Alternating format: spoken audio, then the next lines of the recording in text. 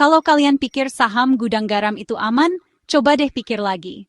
Banyak orang dulu menganggap saham ini sebagai salah satu pilihan paling stabil di bursa, apalagi karena perusahaannya sudah berdiri puluhan tahun dan dikenal sebagai raksasa di industri rokok Indonesia. Tapi kenyataannya, nggak ada yang benar-benar aman di dunia saham. Harga sahamnya baru aja anjlok parah. Penurunan ini bikin banyak investor kaget dan mulai bertanya-tanya, apa yang sebenarnya terjadi di balik layar.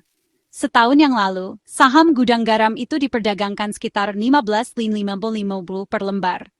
Banyak yang waktu itu masih optimis, berharap harga bakal naik lagi. Sekarang, tinggal 9.100 aja. Itu udah turun lebih dari 50 sen. Waduh, bayangin dalam waktu singkat, nilai investasi bisa tergerus separuh lebih. Ini bukan penurunan kecil, tapi benar-benar drastis. Terus, kenapa sih bisa anjlok separah ini? Banyak faktor yang bikin harga saham gudang garam tertekan, dan semuanya saling berkaitan. Pertama, keuntungan perusahaan ini turun lebih dari 80% di tahun 2024 aja. Penurunan laba sebesar ini jelas bikin kepercayaan investor goyah.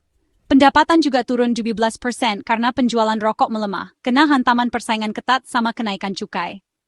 Industri rokok makin berat, apalagi dengan regulasi yang makin ketat dan tren masyarakat yang mulai beralih ke gaya hidup sehat. Malah, gudang garam sampai berhenti beli tembakau dari ribuan petani di Temanggung, padahal mereka udah jadi pemasok puluhan tahun. Saking susahnya kondisi sekarang, banyak petani yang akhirnya harus mencari cara lain untuk bertahan hidup. Secara global, saham-saham tembakau emang lagi kesulitan sejak 2016, dan gudang garam juga nggak terkecuali.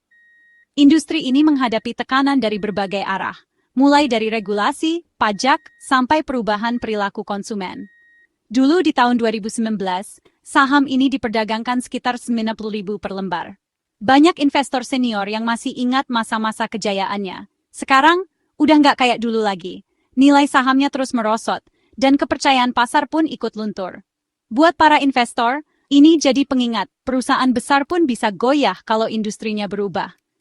Nggak ada jaminan bahwa perusahaan yang dulu kuat akan selalu bertahan di puncak. Jadi, perhatiin terus trennya dan selalu riset dulu ya. Dunia investasi penuh risiko, dan kita harus siap menghadapi segala kemungkinan, bahkan dari saham yang kelihatannya paling aman sekalipun.